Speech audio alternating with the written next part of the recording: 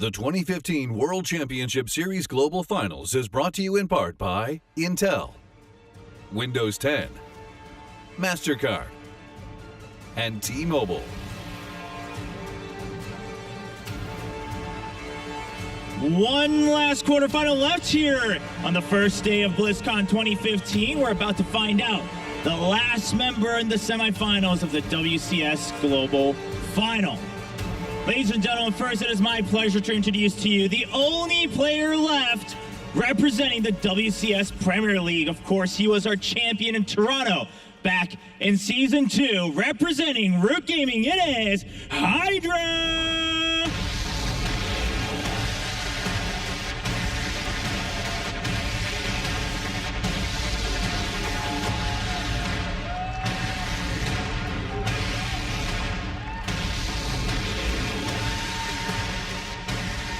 And on the other side is a player where these two have met quite a few times, but the odds are stacked up greatly against our second player. He had to climb through a generic Green Wings team kill to come here and play in Anaheim, California. Please welcome to the stage, Rogue!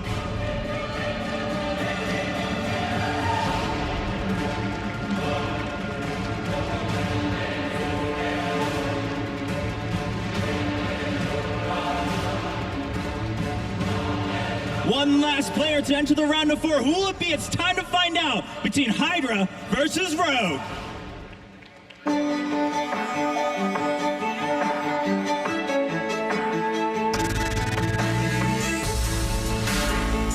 I was really confident before the game. My teammate and I thought I was gonna win 100% because we prepared our build, and I feel really good now. 너무 이기고 싶어서 긴장도 너무 많이 돼서 잠도 잘 못 잤는데 이기게 되니까 너무 기쁘고 성주도 정말 많이 못 자고 마지막 경기라서 컨디션이 좀 안 좋았던 것 같고 근데 기분은 너무 좋아요. I think he is like so stylish Zerg recently. Like he style is so unique, I think. 저는 절대 평범하게는 하지 않는 저그고 빌드도 많이 알고 있으니까 제 경기 보시면 재미있으실 거예요. I have been winning against him since when I was in Casper team, so yeah, I'm really confident. 예전에 동원 형이랑 상대 전적이 제가 엄청 밀리고 있는데 저는 제가 무난하게 또 이길 수 있을 것 같아요. I'm gonna win against you in round of 8 because you always lose in round of 8 in any tournaments. 제가 8강에서 만났던 선수 중에 형이 제일 쉬운 상대라고 생각하니까 항상 응원해 주시고 제 경기를 챙겨봐 주시는 우승까지 할 수 있도록 하겠습니다. I'm gonna show you guys that WCS champion can win the BlizzCon. The final quarterfinal match is one of two underdogs against one another. Rogue, a player who honestly, not a lot of people know very well, getting to 5 round of 8s in a row, but never getting to that championship stretch that would be burned into your memory. Hydra, on the other hand, second in WCS season North America, or in season 1 in WCS, and then first, and then in the round of 8. I mean, Dario, it's a Zerg versus Zerg, and Hydra's up 6-1. Are we just gonna see him plow through and get 7-1 against Rogue? It's gonna be tough because on one side Hydra has a good record, but he's up against somebody who's living in a Korean pro house, and he's gonna get the most preparation, especially nowadays where it's a little bit harder to find out of the swarm training. But ZvZ in the foreign scene is actually quite good. Out of all the matchups, that's probably the closest between Korea and That's our Europe. crown jewel. Who's like the best German Zerg versus Zerg player, for instance? It's a tie between Lambo and myself. Oh, okay. You're humble. I like that. That's humble. You're There's someone as good as I am. not better.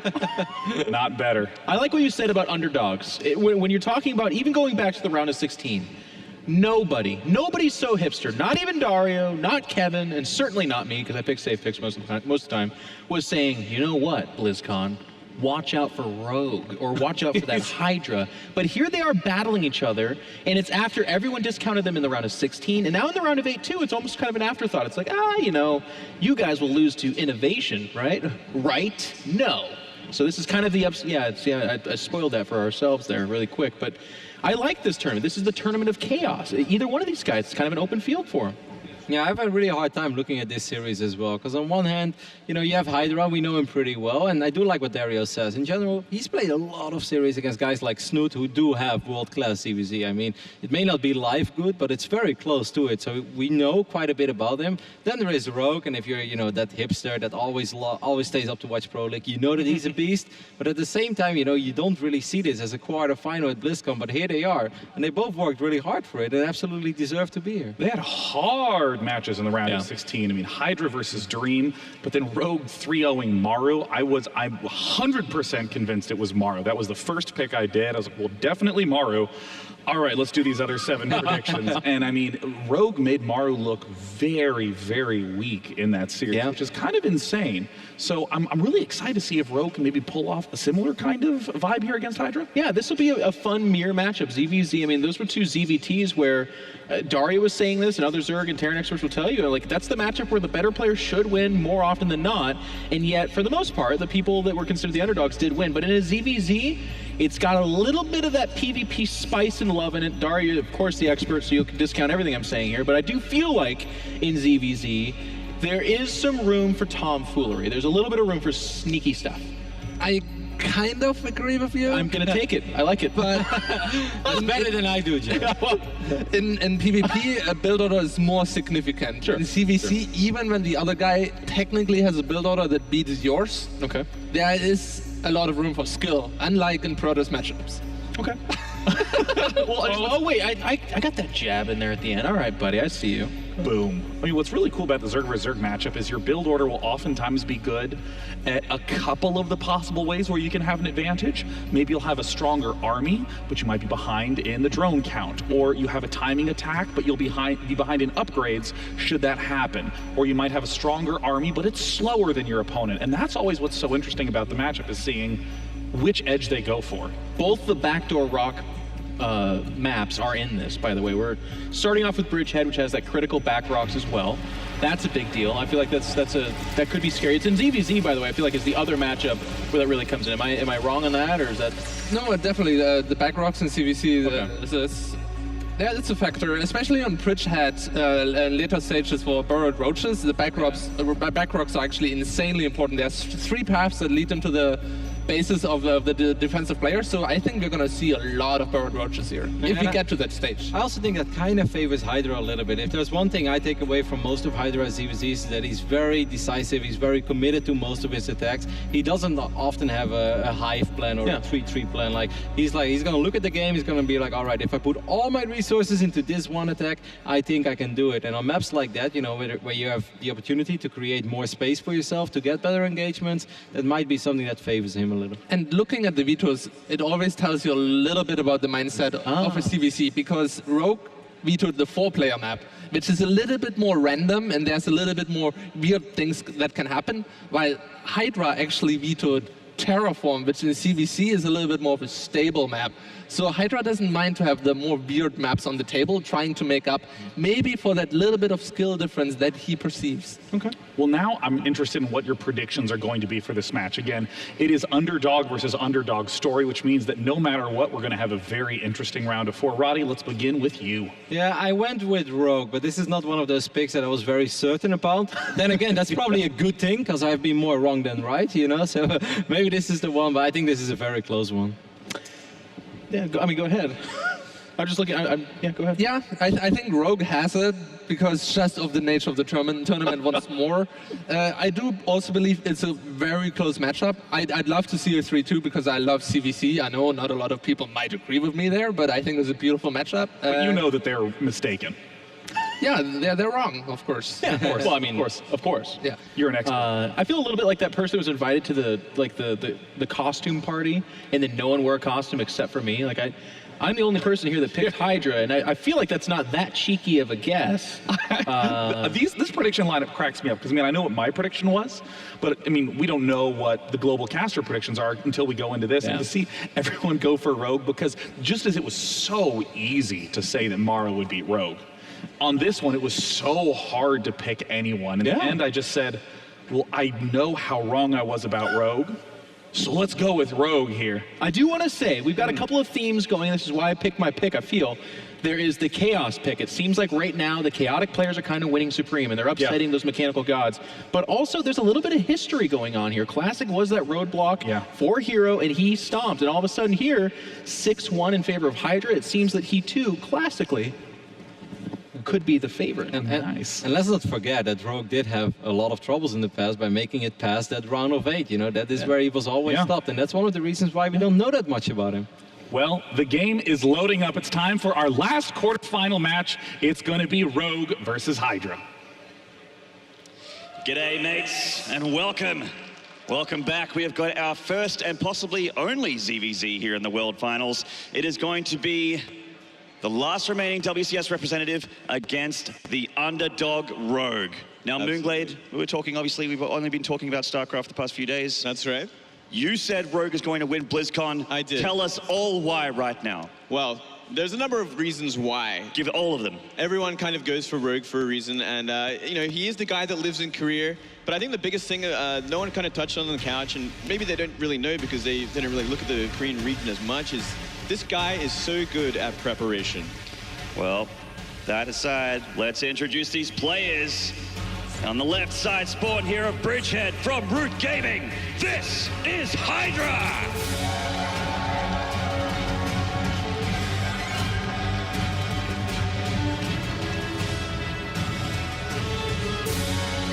There he is. We found him in the booth right there. And in the far right spawn from Generic Wings, this is Rogue! Now, as I was saying about Rogue, he is this guy. He doesn't do well in these tournaments usually because they are weekend events, but there is a reason behind that. He's really good at sitting back, thinking about a player for a week, like he would in Korea in a Pro League or GSL, where he does have time to prepare. But he never gets that sort of time normally in this kind of tournament. But as this round of 16 was done, you know, like 5-6 days earlier, he's managed to sit back down and think about this player, which is why I kind of gave him that favor. That's right. So, I mean, Rogue hasn't really been on the radar for a lot of people. It's a little bit tough to do that when you're in a round of 16 that features players like Innovation, like SOS, like, you know, previous champions like Life, and it's a little bit tough to sort of stand out against all those players when you make the round of 16. But he is here for a reason. Absolutely. And he got a lot of points during the year in that, you know, in the Premier system. He did. You know, he didn't win these big tournaments, but he was certainly consistent enough to get here. And yeah, I mean, he went through his teammate Mario, who is arguably one of the best Terrans in the world right now. He's been playing so well overseas. Yeah. Having the infrastructure of a team like Jin Air is obviously going to be amazing for you. Absolutely. Well, as we look at the game unfold so far, we did see a pretty safe build from Rogue to begin things out here. Doesn't want to be getting cheesed out anytime soon. Wants to kind of make sure he's kind of immune to any sort of aggression early on. And it does make sense for Rogue as well. He's a very safe player. He likes his mechanics. If he can kind of get into that mid-game where he is going for roaches or mutas, he's in a very comfortable place. And I wouldn't be surprised in this kind of map as well if he was going for the more of the roach style. Does really favor it with that big back door. That a lot of roach run-bys is very common as well if it gets to that stage. That's right. You can get yourself that extra entrance into your base. It's not too bad for ZvZ, but can be bad for other matchups. And we see that small differences here, I guess, that, you know, with Rogue going pull first and Hydra going for hatch first. Only small differences that we've really seen so far. Although we do see speed being researched here by Rogue.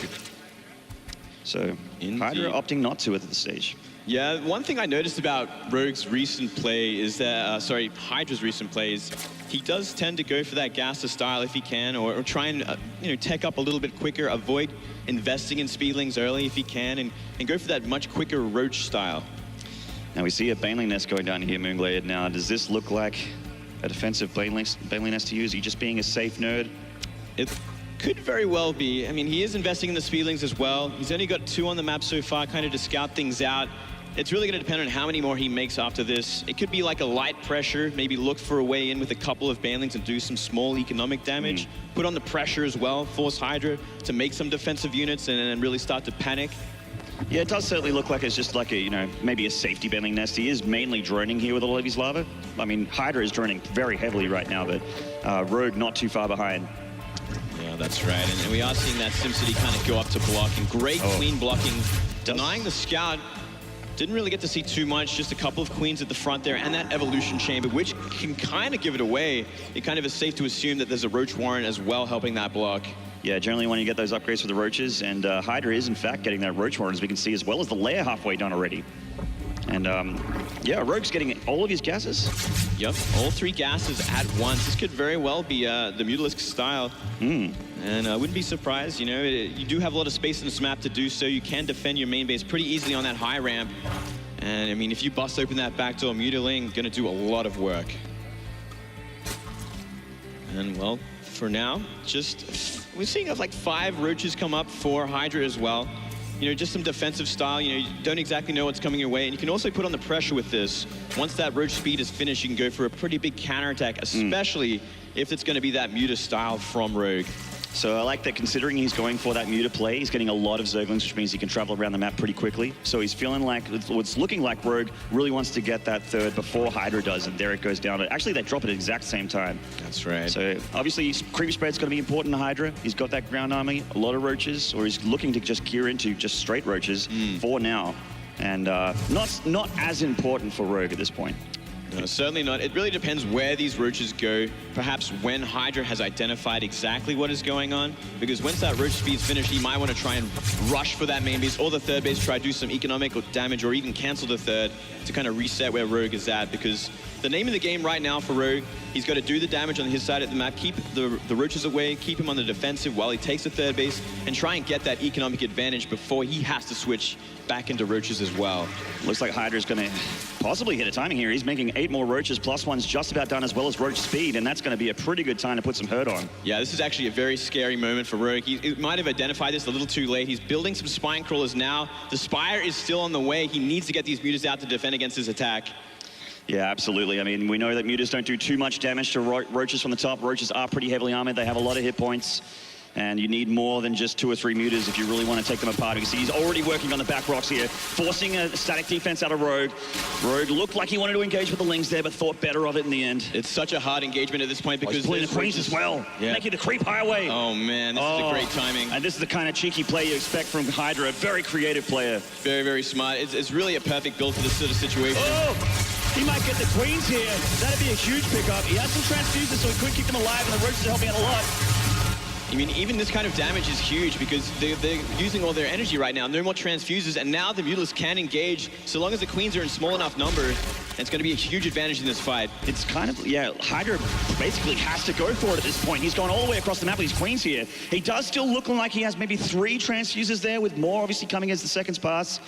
And it gave Rogue all this time to put it. Look at all that static defense there. That's a beautiful thing. A little spine forest already, and he's building more and more Mutalisks right now. So if he gets a critical amount of Mutas, they can maybe even one-shot these queens. He's going to start working on them now. Yeah, he's doing a little bit of a touch-up here. A Ling run by, getting some Roaches on the rally path there, just near the third of Hydra. And Hydra really wants to come in. It just doesn't look like he has enough, but he has to try. He has to try. It's kind of such a tricky situation right now because they are +1 Roaches. They do 2-shot Lings. But this counterattack is going to force him into a bad place. And the Mutas is going to come back along with the DPS of these Spine Crawlers. The Mutas combined will do a lot of damage here, probably make all the Roaches disappear. They are starting to get through the static defense slowly but surely. But they are doing a number. With the Queens are helping so much here. The Mutas darting back and forth. Nice micro from Rogue. He hasn't lost too many of the Mutas yet. But they are starting to go down. He's decided he has to pull the drones. It looked like he had so much. But Hydra is powering through and doing a lot of damage here. He's getting the Roaches, he's getting the drones down. More Roaches reinforcing from the back. And all of a sudden, the Mutas need to give up the third. Hydra is all up in Rogue's face, Moonglade.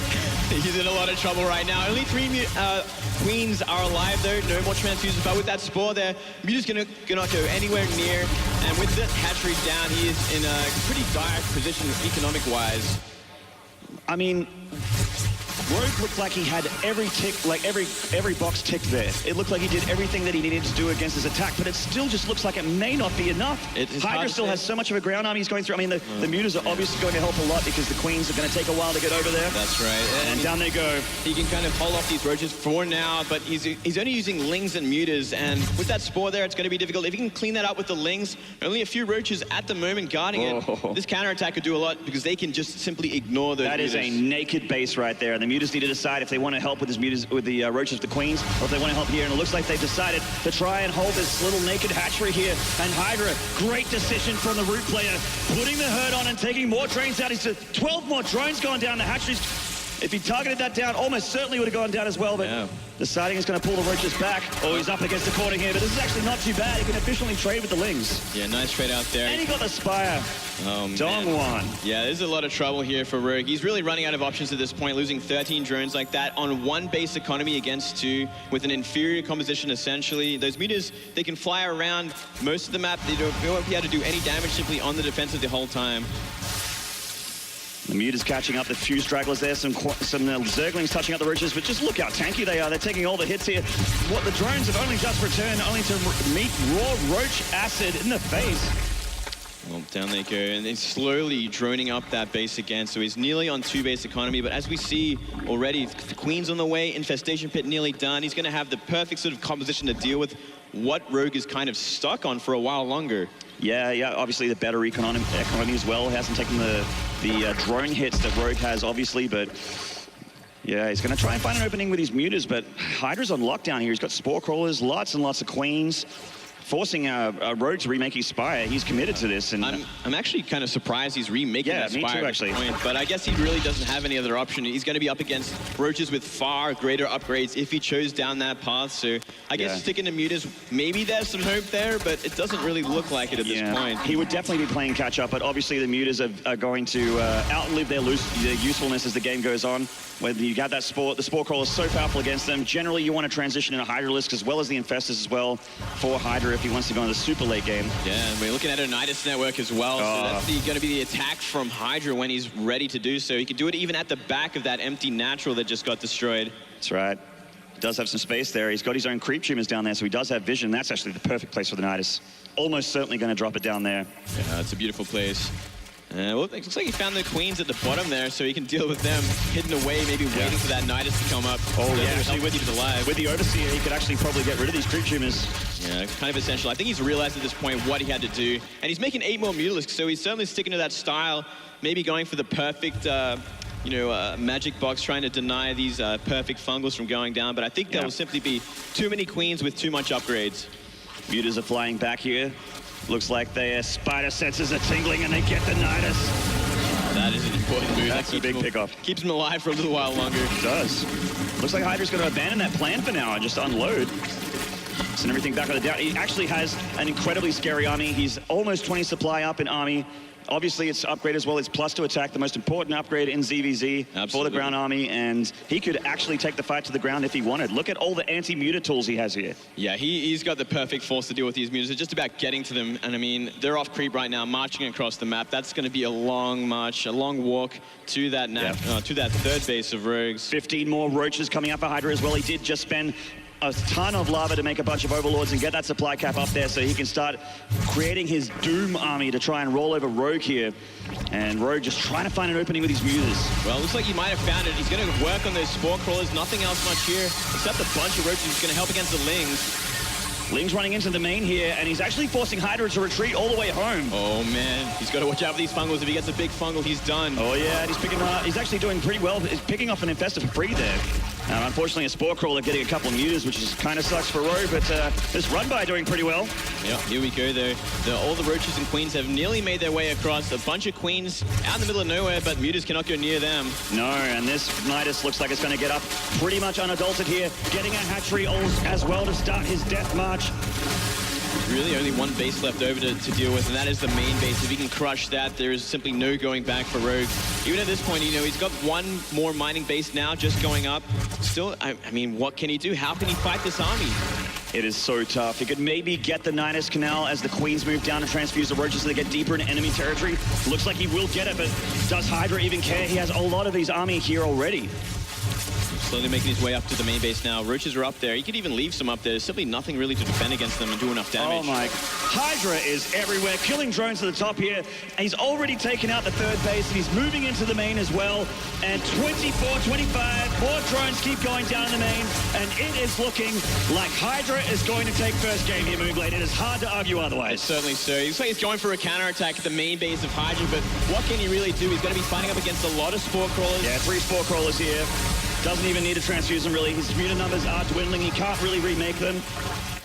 Well, kind of a base raid at this point. Drones do get across the map, though, for Rogue, so maybe there is some hope if he can deal enough damage to these buildings.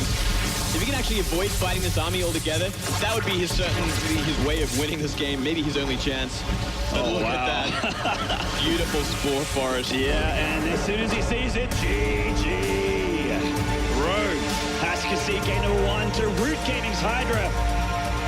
The last remaining WCS representative, a Korean that has adopted and adored the US lifestyle since moving here. Absolutely, he did a great job there. Really great build for the map. You know, maybe he expected Rogue to go for that Muta style, and he had everything in place to do the counterattack, do the damage he needed to do, and really solidify that mid-game. Yeah. Important to bring up, and I wish I did it earlier, is that, in case you guys didn't know at home, Hydra is actually 6-1 versus Rogue. Yeah, that's right. That's a huge, pretty huge mental edge. Obviously, speaking of mental edges, he is feeling very confident because he has been winning. He has been a finalist a couple times already this year. Obviously, won in Toronto as well.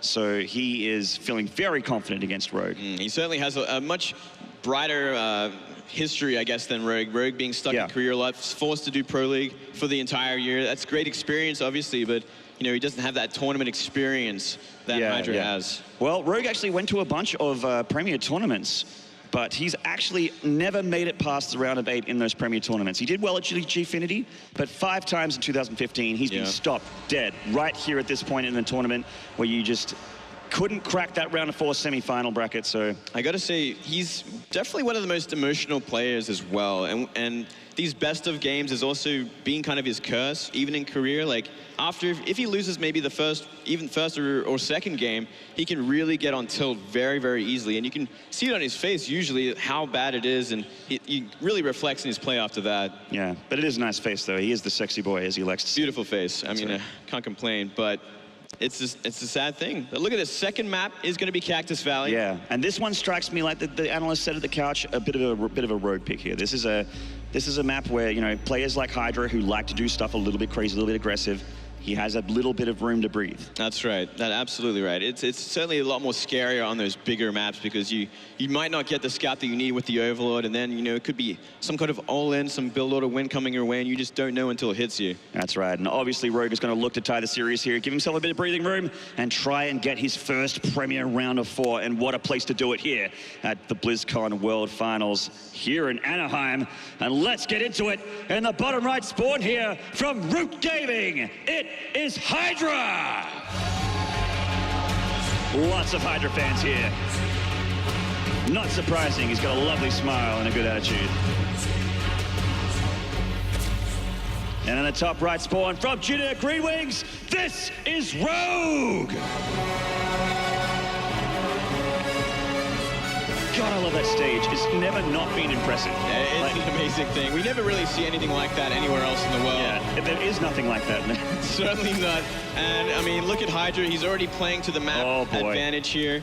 And he's even scouting in the right direction, man. Yeah, this is kind of a dice roll when you do this, and by that I mean a big dice roll when you do this. The biggest dice roll. The biggest dice roll. So it's going to pay. You obviously see this as well. You drone scout as well as Overlord scout because you need to know where your opponent is immediately so that you can rally those lings in the right direction. Yeah, what a cheeky bugger, this guy. It is so cheeky, and let's see if it works out. Let's see when Rogue's going to be throwing down that pool. He's going to have to throw it down now as his next option, his next spendage. Oh, but he's on a 4-player map. He might try and go just hatch first, as you do. You think so, but look at that. He puts down the pool again. He did this last game as well. He is afraid of this kind of style from Hydra. And he should be. He should be. He chose the right style this time. That's right. Well, he's going to scout exactly where he is, Hydra, which is the most important thing for him to do at this point. He's pulling the drones as well. He's pulling everything at this point, completely all in. Wow. I haven't seen this in a long time, Moonglade. Yeah, well, it'd be a beautiful thing if it was that hatchery first. Let's see if we can actually make it work against this 15 pool opening, though. It's going to be a lot trickier, but not impossible. And obviously, Rogue didn't drone scout or anything like that. He's just relying on the Overlord, so he is in the dark for the time being. And Hydra doesn't have enough minerals to drop any spine crawlers or anything like that, but he does still have the drone's extra DPS, which is something I can't believe I'm saying. Look at this. And in they come into the main. He's completely undetected. Hello, Rogue! And let's see what Rogue is going to do. He makes those 6 drones now. He's going to be stacking his drones out as well. 6 lings on the way, and that queen. Cancel that hatchery as well in the natural. No, he has to. Needs every bit of minerals he can to stymie this flow of lings and drones from Hydra. And he's going to be camping. It looks like the egg's going to try and surround those lings as they come out. Got a bit of damage on one. He's actually not doing too bad. Hydra's lings largely untouched. There's the big engagement here. So Rogue does have the drone advantage. He's got to surround. And the queen coming out's going to help a whole ton as well. Just simply not enough here, though. 2 drones remain, and that queen's going to really be the nail in the coffin here. Man, we got some loot. What a game. GG, and Hydra tried to play the advantage there and go, it's a 4-play map. You're going to be greedy, or you're going to have that extra space and think you're safe, and I'm going to try and trick you. But Rogue, that 15 pull saved him. If that was a hatch first, he would be dead. He knew he had to be careful against this player. He knew what he was up against. He has experience, as you said, a big history with this player as well. Likes those early pulls, and busting it out of a map like that is a pretty smart move in general, because you would think, as you said earlier, it would be a hatchery first, but not always is the case. Indeed, ZvZ is such a mental matchup.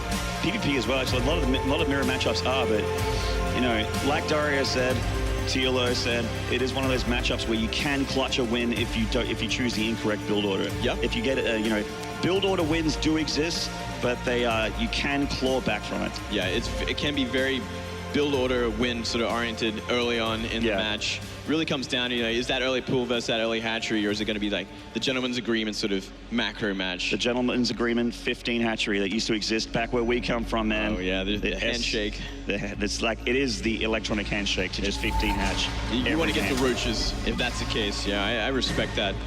You respect it, I bet you do. Won a few ZvZ tournaments in your time, Inglade. Yeah, I've been around the block, and I mean, only Zergs in Australia, so what can I do? Win! Dash and Terminal going to be the 3rd map there. And this is probably the one time we will see this map in this tournament, because no one really wants to play it. I assume you will only ever see it in a mirror that's a best of 7, so maybe if there's a mirror in the final, we may see Dash and Terminal again. If it gets there, yeah. Yeah, if we get there. But obviously in ZvZ, it doesn't matter too much. And even if it wasn't a mirror, this is a very decent Zerg map. Has the extra sort of rush distance on the ground, very scrap stationy, and a very short air distance. So Muta Ling play very strong. Absolutely. And let's get into the game, guys. Who is going to take the advantage here in this series? They're both tied up, 1 apiece. In the right spawn here from Brute Gaming, this is Hydra!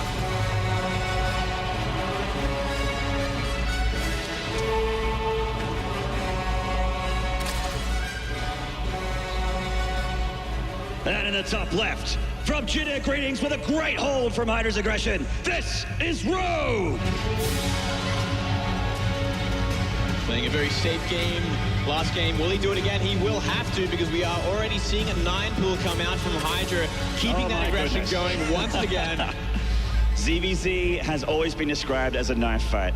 One small mistake and you are dead. And it is very fast, very aggressive, as it often is the case. Now, it's not a bad sort of mind game to play, because, after you beat a 6 pool like that last game, you're thinking to yourself, all right, he ain't going to do that again. And there's no way he's going to rush like that again. I can probably go for that 15 hatchery. But let's see if Rogue sticks to his guns. Yeah. Apparently he won't, though. He is going to go for that hatch first, so we see that drone go down to the natural. So Hydra is doing the econ version of what he did last game. Yeah, pretty much indeed. And Rogue's going hatch first. Yeah, and we're going to see a gas out, it looks like it. And that means it's most likely going to be those Banelings coming out as well, which is probably the hardest sort of build order win you would have against this kind of style. I think Rogue's heart may be in his socks in a few minutes here as he comes in here with his Overlord, sees that gas and it is being mined by more than one drone, and sees the Lings out already, and he knows that he needs to make that spawning pull now, yesterday. It's actually going to be one of the hardest fights. You can win it still, even in this kind of position. It comes down to micro more than anything else, where those Banelings hit as well. So let's see what he can do, but at this kind of position, it is hard, and it's not the biggest map either. The rush distance is pretty short. already Lings nearly made it to that natural as well. Yeah, they're almost there. It is a bit of a walk, but they made it. And they either can choose to start touching up the natural hatchery or go straight for the main, and often the choice is this, to go straight for the main. And Rogue's already here with the drone block. Yeah, going to try and deny those Lings. If he can actually trade out the Lings before Banelings or even on the map, it's probably the best advantage he has right now. It's such a hard place to be, though. Let's see what he can get done here. The dance begins. So Hydra probably surely going to break off 2 Lings, make some Banelings somewhere, and then keep pressuring with the ones that aren't becoming Banes. Oh, there they are, 2 Banelings now on the way, on the ramp. Gonna try drone drill through and trade with these Lings. Oh, he's gonna try and kill these Banelings if he can. His own Zerglings are here to try and help out, and he's already lost 5 drones here. Oh, the Banelings are gonna pop. 1 gets through, gets 3 Zerglings. It's actually not a bad trade, but one Baneling did get taken out there. That's right, you know, but still, only 5 drones have gone down so far. A Queen is about to pop out as well, and more Lings on the way. Not a bad defense from Rogue. Yeah, not terrible. I mean, he is alive, which means that his defense is pretty effective. He has survived so far, and a huge blunder from Hydra in the main base. It looks like he kept his Overlord there for a little too long. Oh, no. That is actually going to supply block him, and that'll be terrible in the early game, especially when he's doing this. Yeah, it really comes down to he has to do damage with these Banelings, with these Lings he has on the map. Otherwise, he will simply lose the game. But look at this. Oh, he's already there with these Lings. He's pulling back the Hurt Ones. He's using the Hurt Ones to try and deal with them. That's actually a decent connection with that one Baneling. He really wants to keep the others alive, but, I mean, he's not anywhere near a drone line. Absolutely not. If he gets to the last couple, he should be in a good place right now. Good More than enough Lings. Well done by Rogue. GG. And Rogue takes the edge of the series. Somehow hangs on there. Not the best sort of build order to be up against, but just having everything out right and getting those drones to trade with the Lings like he did. Canceling one of those Banelings on the way as well kept him in the game. Yeah, absolutely, man. So it's good to see Rogue being in a decent position here. I mean, he has won versus Hydra before, but Hydra has such a dominant record against him. And I'm sure a lot of the Korean fans out there, like the guys here in Anaheim, that stay up till 5 a.m. to watch the Pro League and SSLs and that sort of things that are on when I'm eating dinner. That is, they don't often see Rogue. Yeah. So it's going to, there's probably a few fans here that really want to see him get that upset there against Hydra. Yeah. Make it all the way. I think it's about time. He would. It's about time that he made it past the round of 8, and he's stuck to his guns so far. He's played very well. He's kind of getting the impression from Hydra, I'm surely at this point, that he is hyper-aggressive this series. He maybe thought he figured out Rogue, that Rogue plays too safe, too greedy, but it hasn't been the case. Yeah, well, it's like you said about preparation, man. He is one prepared Zerg. He's actually been doing the right thing against Hydra. It really is his most powerful trait, I have to say, after my 2 years of experience overseas watching him play. If he gets that week to prepare, he can be unstoppable against anyone. Yeah, and he's certainly looking the case. I mean, in first game, Hydra, when he got into the mid to later game, he looked very, very strong. And he was going into the Windows 10 DVR replay here. Just having a look at how it all went down here.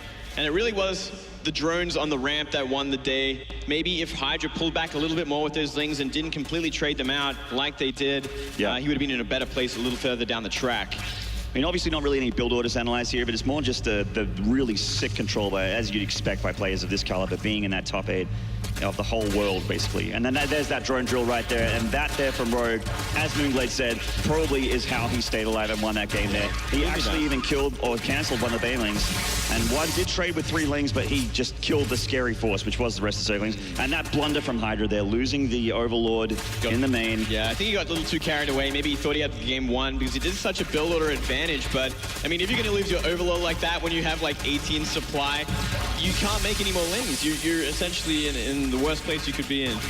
Just beautiful micro from this point on. Yeah, really nice play here, and it's just about the point where Hydra taps out, and looks like our next map is going to be Moonlight Madness. Ooh. Obviously, this is a mirror, so map balance is kind of out the window, but... Yeah, it's a bit of a cheeky map. Yeah, how do you feel about Moonlight? I was about to say. I feel like it has similar properties to Bridgehead in terms of, like, there's that backdoor rocks. You can do that sort of roach run by Muter if you want. Muter Ling will do a lot of work as well, working on a 3rd base. Yep. So it's going to be a lot of fun. I really enjoy these kind of maps for this mirror match. Absolutely. Yeah, absolutely. I mean, Moonlight Madness actually as a turn player has been one that I actually haven't despised. And I like that the 3rd is sort of reasonably easy to take. It's not too hard to defend, that kind of map. And I like maps where you can get a decent, an easier 3rd. Yeah, this has certainly been one of my more favorite maps of the map pool as well. A little bit trickier against Terran, I'd have to say, but I mean, if you get those Muters out in time, you're going to have fun regardless of what race you're playing against. And you know me, I like my Mutalisks. Oh, we got a Hydra fan in the audience. We got all kinds of fans in the audience. Oh, he's a little bit sad. Perhaps Hydra can put a smile on that dial. Well, he's going to have to. I mean, he's not out of it yet. He just has to win 2 more games, and he can do it. Maybe he's got to, rewind a little bit, maybe step away from those early pulls and play, a gentleman's game, as I have to say. A gentleman's game, and you know what? The gentleman's game is the one that he won. So that's right, indeed. And Rogue's not afraid to go to that gentleman's game again. He's been trying to do it every single game so far. So obviously, Moonlight Madness for Futures here is a 2-player map. So obviously, right off the bat, you know exactly where your opponent is. Of course, in ZvZ, as we've seen in this series many times, you can do the gentleman's agreement, go hatch first, or you can go straight for cheese. And it's easier when you know exactly where your opponent is, as obvious. To be honest, I think we're not going to see that kind of cheese anymore from Hydra. I'm actually fully expecting Hydra to go back to the Game 1 style of just playing straight up, maybe dropping that pull first and getting that hatchery shortly afterwards and trying to get into the mid-game a little bit, as he looked so strong in it. He looked fantastic in it, and I mean, Rogue is not going to have any of it. He's going to be safe once again, I'm sure of it. And one thing we have seen in the past is the player that keeps getting cheesed all of a sudden turns it back around. That's right. Well, we'll have to see. Let's have a look in game number 4 here. All right, in the bottom left here. Currently down in this series. He's got to win the next 2 if he wants to win this series. It is Hydra from Root Gaming.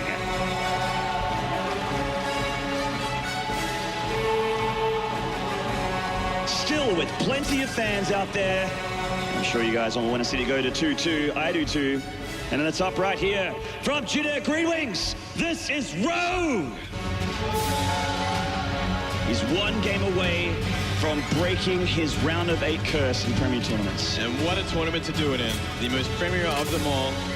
I would even argue to say that it is the only tournament that he should be doing it in, because there is really a lot of money here. Everything else is experience until you get to this stage. That's right. Where the real money is then, and all that glory. And instantly getting into this game, we see it as 13 supply apiece, and I'm very happy to see that. Yeah, we're going to see a nice macro game from this. I'm looking forward to some Roach's headbutting. That's headbutting. I never use that term. I just wanted to copy it from you. The Roach headbutt, yeah. Tamil like to use me. Man. We see a lot of ZvZs in our scene in the world. And look at that. Still keeping it safe there, Rogue. Little rattled, perhaps, the style from Hydra. Even though he has a game to burn, essentially, he's going to play it ultra safe for now. Just play that macro game from that 15 pool. And Hydra turning it around, going for a slight edge here for the Econ, going for that hatch first. Yeah, I certainly wouldn't disagree with that choice, considering what he's seen from Rogue every single game so far in this in the series. You know, he's not going for any sort of early aggression. That's right, prepared notes here. So we will have a, see what the players' plans are as the tech drops down. We'll be seeing Evo Chamber, Roach Worm. We'll be seeing speed again from Rogue. Will he be going for that muted play style that he did in the first game? I think that the muted play style actually is relatively decent on this map at ZvZ. I'd favor it far more on this map than Bridgehead, that's for sure. You got a little bit more space to work with and a lot of dead air all around the map. Yeah, dead space makes it a little bit easier for those air units. You see both players scouting and breathing a sigh of relief as they see that that natural hatchery being made there. Well, let's see exactly how it unfolds from here. The gas is being mined now, and that's really where it comes down to. I got to say, from all the games I've seen from Hydra in recent times, he doesn't really like to go the muter style often. He really likes to go for those early roaches more than anything else, which makes a lot of sense, and I'm sure this is something that Rogue has researched and noted as well. Yeah, it does seem more common to just go for that roach style and then kick it up into Hydras a little bit later on in the game. Maybe dust in Infestors if you need to. But yeah, I see a lot of roaches versus roach in ZvZ. And it's cool to see actually 2 styles collide. I love it when 2 players go for roach or, go for a different style. And there's plenty of viable options in ZvZ, which is really nice to see. Yeah, you got a bunch of different options early on, a lot of different compositions. It generally will steer towards that Roach Hydra Infestor style in the mid to late game, but before then you can have a lot of fun with muters. I wouldn't even be surprised if both players do go for the muter style on this map, because it is so much harder to kind of defend against them when all bases are so spread out as well. As we see Rogue scouting across the map now with his first 2 lings. Going to get an idea of exactly what Hydra has been up to. Yep, going to get a bit of a cheeky look here and see what's up. But there's 2 queens already there to deny that scout when the Zerglings do come down. They can easily dispatch them. Yeah, and look at that. 220 gas already saved up for Hydra. You're not investing in any sort of Zergling speed early. Not going for that early lair just yet, but I'm getting that impression that we're going to see his Roach style again. Yeah, it does certainly seem to be banking it up, and he is actually doing the exact same thing as game number 1, getting that the 10 drones out. Actually, he's getting speed this time. It's a little bit different than game 1. I stand corrected. Well, Didn't get the scout into the main, didn't see the juicy tech area, didn't see that, you know, no fast lair or anything like that. And Rogue, in fact, is going for the lair of the Baneling Nest, and it's definitely looking like he might be dropping those 3 extra gases soon and going for that mute style once again. Yeah, I'm getting that impression as well. You know, just kind of stick to it, and I think it's probably the best choice for him. He did it well last time, he just got it a little too late. And, well, this time with his Ling speed on the way for Hydra, I'm wondering exactly what he's got planned. Perhaps gonna go for a massive Ling attack behind this and really try and surprise Rogue before he has any sort of defenses. He may be trying to tell him that he's going Roach while massing Lings in his main, I mean, you know, going for the big speedling flood, because he is actually making 16 Lings right now. Yeah, there we they go. are all rallied to the mains. Even faking a +1. Let's see if he'll keep with that, but, you know, it's very, very smart, kind of really selling it at this point. So he's making roaches as well. Out of nowhere. It isn't a fake. He's actually just making so many units that it's just insane. All right. Okay, well, let's see when that Baneling Nest comes down next then, because it could just simply be that Ling Bane Roach style. 12 Roaches on the way this early on, and Roach really has no idea until now. He's seen all the Lings there, and now Hydra has been triggered. He has to go. He has to go now. A ton of Spines are going to be going down to defend this Spire, and a lot of Banelings, I'm sure, are going to be on the way as well. Absolutely, he's got to drop that static defense, everything he can get, because he doesn't have the army supply to deal with this. Rogue is 13 army supply versus the 48 of Hydra. A nice Baneling connection could spell the end of this aggression, though. It's so close. It's so close. He's really playing with fire in here. There's no real point of doing it either. I mean, he's going to try and get rid of these Banelings, but so long as Rogue babysits them, it shouldn't really happen. And he got one there. He's trying to pick up another, just trading one Ling at a time. And here come the big boys. The Roaches are coming up the front door, just in time for the Spine Crawlers to finish. Oh, man. Here comes more Banelings as well. That's a lot of Roaches, though. Yeah, that's so many Roaches here from Hydra. Rogue really desperately trying to climb a defense here. The Banelings want to find that juicy cluster of Lings, but haven't quite got there. The Lings are going to start to flood in now. The Banelings are gone. And the static defense is starting to drop a little bit here. Actually skipping a little too much on the Spines, but more and more Lings are coming out. Maybe he actually has enough as we see more hatch. Yeah. And he's remaking the Banelings there on the ramp just in case there's a run by. Great spot to make them. Re-putting the Spine Crawlers in a much better spot. The Queen's still untouched, and he is going to clean it up and fight it back. And now Rogue has a whole bunch of Zerglings, and he can make his mutas as well if he wanted. But he could actually go for any kind of counterattack if he wanted to. Yeah, he could. He could even sit there and make mutas there, which would be the best choice. He's got 700 gas right now. He's trying to solidify. Maybe even get rid of this Queen, which would help out a lot. Oh, he's 2 Banelings. Yeah, the Queen really wants those Banelings, but she does pick off one there, but has to sacrifice the greatest sacrifice she can do as a Queen. Yeah, absolutely. That was a full energy Queen as well. Yeah. Maybe a little bit of a blunder there. 4 more Banes in the way as well. Oh my god. Yeah, letting a few in, not a bad choice for considering what is coming. Yeah, Hydra trying to hold the flood here. That Baneling does connect with quite a few Lings there, but he has enough to hold this counterattack here from Rogue. And Hydra's actually in the main doing a bit of damage, but great defense from both players, I have to say, on both sides. Yeah, Rogue really on point though. He's deflected everything he had to so far, and now 8 mutas are on the way. 3 out already. Going to be taking that map control and a very easy third base behind it, no doubt. Yeah, can start picking off Overlords as well on the way. Just more of a mineral bank and more of a lava bank that Hydra needs to spend into, you know, re-catching his supply. I mean, he does have a pretty nice cap at the moment. That's right. He's getting his third base. It looks like it's been finished already. So if he can get some spores up there, he will be in a good place to kind of go into a normal macro game behind it. We see some Spore Crawlers on the way now. We're just too busy kind of cleaning up the map and the Overlords, trying to take the control that way, instead of really going for any sort of damage in the economy-wise. Yeah, you can do one or the other. Generally, the Overlords die first and then buys you a bit of time as the reactive anti-muta player. Oh my god, the Lings are just going to get in here. All right, well, this could do a lot of work as well. And the one Queen goes down, another one about to go down here as well. I mean, yeah, she's being transfused, but there is a lot of DPS from these Lings, and they might actually get all of them. Wow, this is absolutely huge damage. Losing every single Queen, that's a lot of anti-air gone. If you can get rid of the Spore Crawlers with these Lings as well, it's pretty much an open base, and the mutas can do whatever they want here. And Hydra is almost finding himself in a position where he's 30 supply down, almost half the army supply. And he is just trying to remake his Queens here as Rogue is just running past these Speedlings and killing all of his macro Queens. He's absolutely falling to bits at this point. He's even going to get the Roach Warren. If he gets the Roach Warren, especially before Roach Speed finishes, I just think that this is going to be so hard for Hydra. No. He's put all of his upgrades and his research into that Roach tech. He's just getting further and further behind, and he's just having the game. Rogue is just enjoying this at this point. He's having that muta micro sort of game where he just makes more and more mutas and just flies around killing stuff. And he's getting his third very comfortably as well.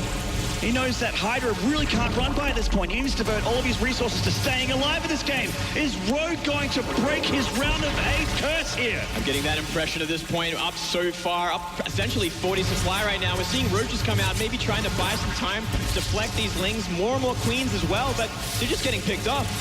He's lost so many queens. I feel like he's lost 7 or 8 queens at this point. The queen trying to make it back to the sport crawler, but the lings do the rest. And he's going to get another queen in the main if he right-clicks on that as well.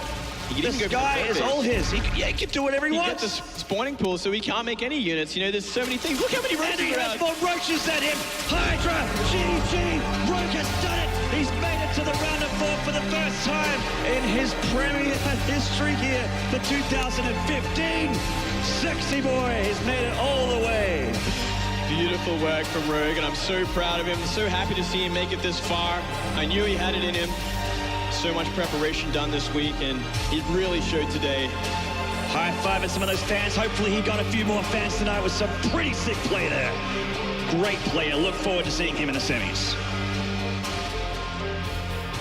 Rogue moves on to semifinal, and as our commentator said, finally breaks that curse of getting blocked in the round of 8 at Premier tournaments.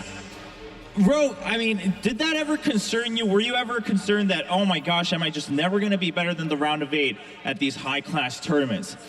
지금까지는 이런 큰 무대에서는 항상 최고로 높이 가신 게 이제 8강까지였는데 오늘 드디어 이제 4강까지 올라가셨어요. 그런 지금까지 이제 뭐 2015년에 계속 경기를 하시면서 그런 혹시 걱정이 있으셨나요? 아, 어딜 가도 8강까지밖에 못 가나? 그런 걱정이 있으셨나요?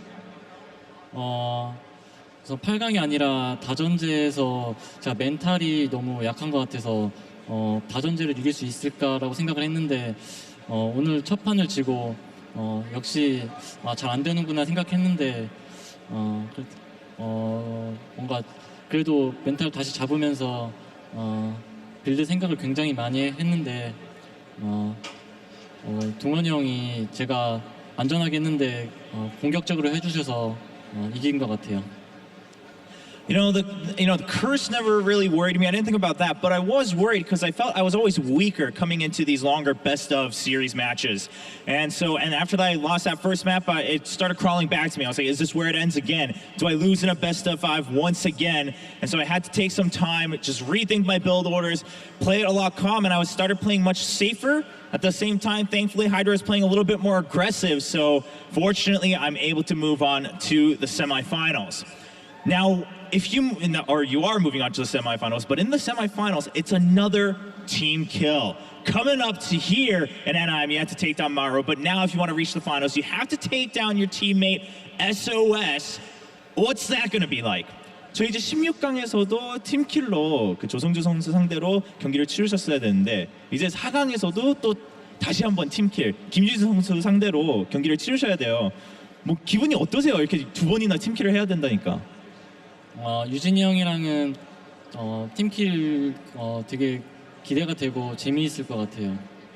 Now, I'm looking forward to it. I think that's going to be a fun match between me and SOS. Ladies and gentlemen, Rogue, the sexy boy, moves on to the semifinals here at BlizzCon 2015. Rogue honestly almost looks shocked to be there up on stage. What do I do now? I mean, this is the first time he's ever gotten to the round of 4 in any of his major titles. And honestly, the fastest, actually one of the fastest matches we even saw, even including some of the round of 16 matches. I mean, that was quick, decisive wins in games 2 through 4. I mean, it was really pretty impressive. It got a little bit cheesy, and sometimes when it gets cheesy, it can be quick. And I think Hydra would have liked it to have been quick in the other way, I imagine. Because each time he was like, what about this time? And it didn't work. He was like, all right. It's a shame, really, because I feel Hydra didn't show his caliber in those matches. Yeah. I don't think it was necessary for him to go for so many all-ins when he is skill-wise not that far apart from Rogue. Yeah, and that's something I think the commentators might not have known, not having covered him all year long at WCS. I mean, I think there is one thing that really stood out for that. I think there's one thing that really stood out. It's mostly the execution that Rogue displayed there. Maybe you expect him to be nervous in the round of 8. You know, it's his first time that he could make it to the semifinals. A very big stage, but game number 2, he went hedge first. You know, it's kind of tricky against a 10-pool Bane. Just perfect micro, perfect drone drill. And then at a certain point, he trades 3 links for like 3 Banes. I loved it. And then again as well, on the Cactus Valley, early game, also very crisis clutch management. I think it was great execution more than anything else. Those are I think the scariest moments in StarCraft 2. Yeah. The Ling, Baneling, do I have enough kind of defense? I mean, in that last game, that all of us on the sofa here were watching and just said, that was a sick defense. I mean, he saw it kind of late. But not only did he see it and respond well, but his persistence with trying to find exactly what was going on, and the punishment with those Lings was brutal. Yeah, I do think that one Ling changed everything, because if that one Ling doesn't sneak by the Queen, doesn't run up that ramp and sees 20 Lings, I also love how quickly he reacted. And sometimes, like, did he really see it? Well, 2 spines go down and Bane's morph, so that changes everything. Otherwise, he sees it once the Lings start running out. That's when you start morphing your Banes, and then the first moment those Lings arrived, and it's still kind of the moment my Banes are almost ready, but they're not ready yet. Now the Banes were right there when the Lings arrived at the front door, and well, Dario, you as a Zerg, you can contest, like, it's impossible to micro your Lings against Lings and Bane. You got to be so careful about it. It's not impossible. Okay, but I agree with you. It's tricky. This one, Kevin was wrong. What I found even more impressive is that he even seemed to know it's only going to be Roach Ling, because the way he positioned his spine crawlers next to each other is ideal versus Roach Ling. But if the other guy has Banelings, that's actually the worst thing you could possibly do. I want to say, too, that they made a comment about how prepared Rogue is as a player, and I wonder how much merit there is to that, because it felt like, in retrospect, Hydra's actually a pretty cheesy Zerg versus Zerg player. Like, I agree with you, we were kind of talking on the couch, and it's like, gosh, his normal game is so strong. In fact, that's how he won game number 1, but then went from there, the cheese just fell apart for him. But I think back to, like, him versus Jaedong, Hyung, some of these other ZvZs we've had in the WCS system, and they actually feel, as a series, pretty cheesy. And in which case, Rogue seemed to get the better end of each build. And I do agree with you, though, too, his execution was really, really good. Yeah. But, like, 15 spawning pool against 6 pool, that's the build you want most often. I think the thing that impresses me so much about Rogue, not only did he win that series relatively convincingly, but that was against a 6-1 deficit versus Hydra specifically, which, as we've seen in the tournament, the mental blocks that players run into have been punishing them all tournament long. And I mean, really, playing on the same team as SOS seems to have paid off for him, because the crisis management in the weird spots shone through. Yeah. So if we look at the brackets now, at the final 4 players, at the final Heart of the Swarm tournament here, at the World Championship Series Global Finals, it's Classic versus Life and SOS versus Rogue. I mean, we have 3 absolutely brilliant creative players and Rogue the underdog. Yes. And 2 PVZs, which is really nice. We've successfully eliminated Terran from Heart of the Swarm, which is awesome. Well, it makes sense. Going from Heart of the Swarm to Legacy of the Void, we finally completely eliminated the Terrans from StarCraft 2. So what you're saying is we need a PvP final for this tournament to then move into Legacy of the Void. Is that what you want? If that's what the people want. Now, of course, at this point, I'm just curious who you think is going to be taking the entire tournament at this point. It's rough, because I actually thought Hero was going to do it all along, but he's not among us anymore.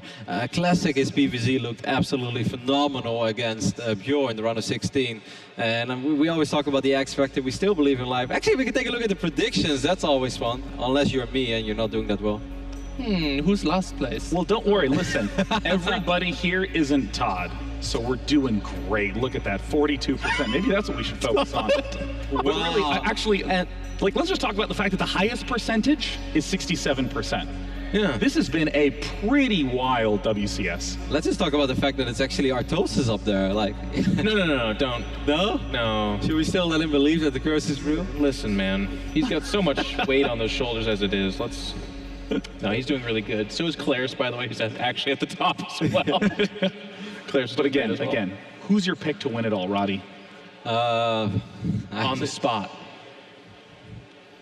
I really don't know. Maybe. No, you got to pick someone. Classic. All right. Classic. Okay. Classic, Dario. Au contraire, I'm going to go with Life. Life is a good pick. I think SOS is looking red hot, but I'm going to agree with my man Kevin over here. I think it's Classic. He's been systematically ruining these people's lives right now. My first attempt at a final pick is going to be SOS. I'm going to see how I'm feeling tomorrow. Yeah. Now, here's the thing. We're going to step away to a brief break, but we are not done here on stream. We're going to be talking to Kim Fan, Senior Esports Manager at Blizzard Entertainment, to talk a little bit about WCS and what lies ahead, and of course, some Legacy of the Void Archon show matches. Stay tuned from all of us here. That concludes WCS Round of 8, Day 1. We'll see you in a short bit.